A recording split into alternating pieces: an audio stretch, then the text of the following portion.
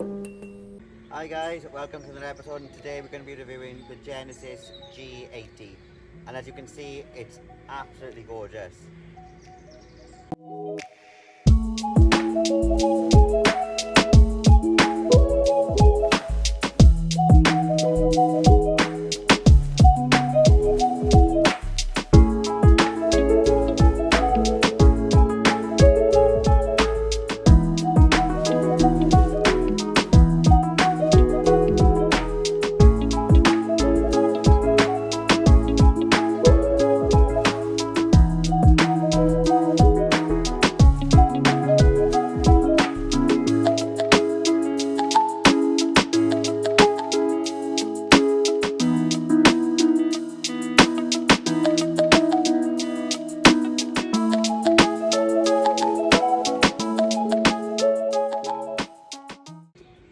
Right, so now we're going to have a quick walk around to the car.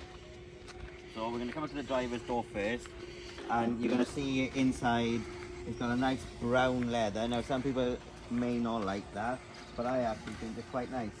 So as you can see, it's got, like I said, the brown leather, and then it's got electric seats, which are also heated.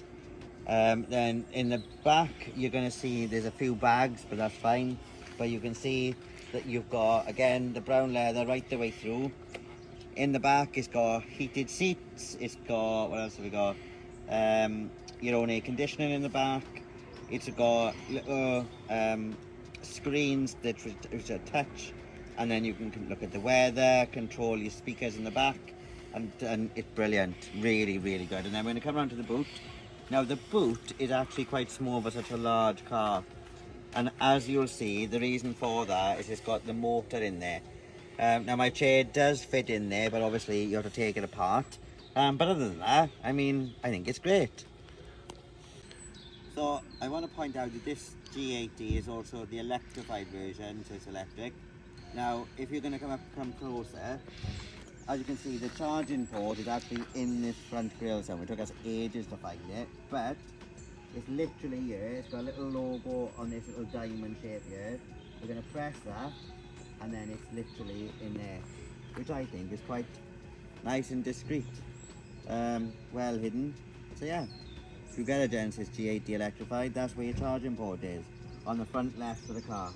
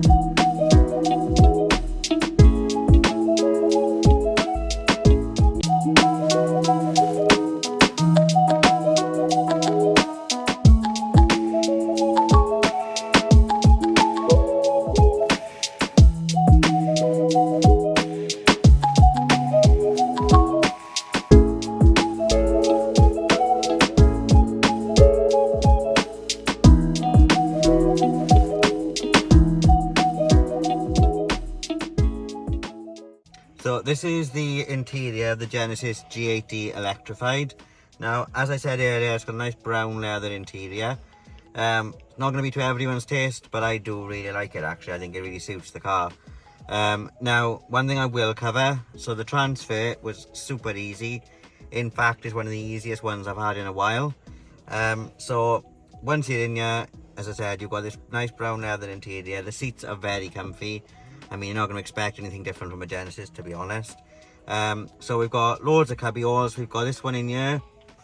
So there's a little button down here. You're going to press that and that opens out, which I think is really quite snazzy, to be honest. Then we've got cup holders in here. So we're just going to press it down and then it opens. Then we've got all different buttons here. So we've got, this is the parking sensor switch, turn it off and on. This is if you're going to need park assist. So you'll press that, pick the space, and it'll drive into the space for you, which is great. Different driving modes. I believe there is, what have we got? We've got sport, eco and comfort. I usually keep it in comfort, to be honest, but it's going to be up to everyone else what they want. So we've got the gear nozzle here. So this is again standard electric, park, neutral, drive, reverse, which is just a simple turning of it either way towards whichever gear you want, whether it's reverse, neutral or drive. Then coming into the middle bit, then this big thing. So this, the outer part of this controls the infotainment system, as you can see. So we've got that, and then in the middle we've got a nice little click pad which controls again the infotainment system. So then we've got 3 little buttons here. One takes you to the menu settings on whatever page that you're on. Usually, let's have a little look.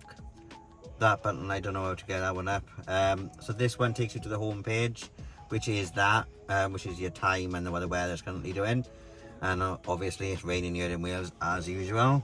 We've got 2 little rotator buttons then here. We've got one to change your radio station and then one to control your volume. In here then we've got a wireless charging port here, and then I do think that Genesis could maybe put a USB-C port, because most phones now come with USB-C cables rather than standard USBs, but this one has got a USB, like I said. So the USB on the left is to plug in your Apple CarPlay, your Android Auto. Then the one on the right is to just charge your phone. You can't actually put any music on the car with the one on the right. Then we've got dual climate control here. So you can set your passenger one. I will also like to mention this car, you can also have rear climate control, which you can control from the front here. And again in the back you've got heated seats in the back. So in the front you've got heated seats, but also you've got air conditioned seats. So if it's boiling hot outside, then you can have nice cool seats as well. I think it's a really good feature to have, actually, especially for someone like myself who sits in a wheelchair all day. To get into a nice cool seat, you know, it's a really good thing, because then it cools your backside, which stops pressure sores and so on. So again, we got this lovely big screen on the dashboard, which is your Apple CarPlay, Android Auto, built-in sat-nav, DAB radio, the full works. We've got a nice little start button here again in the dashboard. Then we're going to move over to the steering wheel. So we've got a nice little button to control your phone. We've then got, the way I see it is, these buttons here on the left control your infotainment system. So up or down to change your track or your radio station, and this one to control your volume.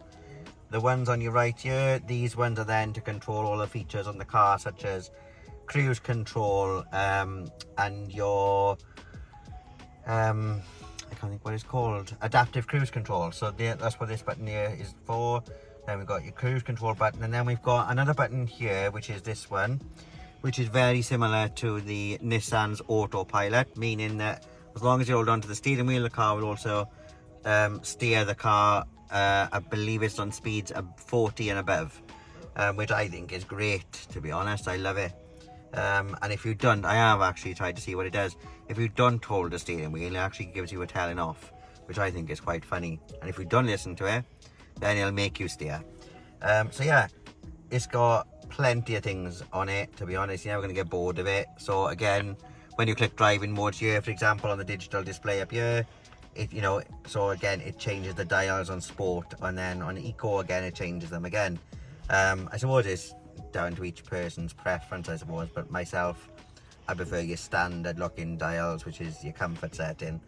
So yeah, we're now going to go for a drive into the Brecon Beacons, and we're going to see how this car goes. So we're on our way now to Brecon, and first impressions of this car is brilliant, honestly. The one thing I just noticed, and when I say first impressions, I mean on a rainy day, because I've had this car every day since last week. and it's been boiling hot, so I haven't actually experienced it in the rain, to be honest. And just got in now to put it back on, and it's playing ambient sounds. So the currently is playing is Lively Forest. Oh, stop now, let's put it back on. There we go. So it's really relaxing actually already.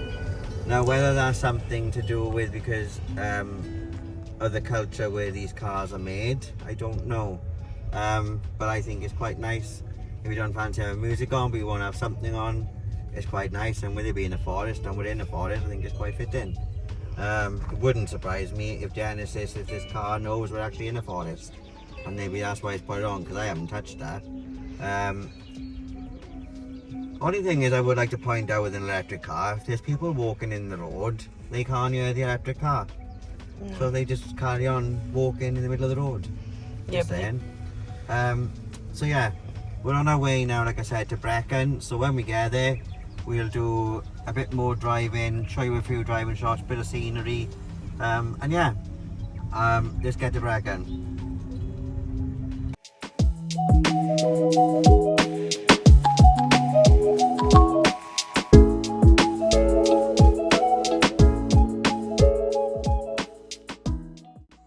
So we just got to the Brecon Beacons, and well, I don't even know where to start.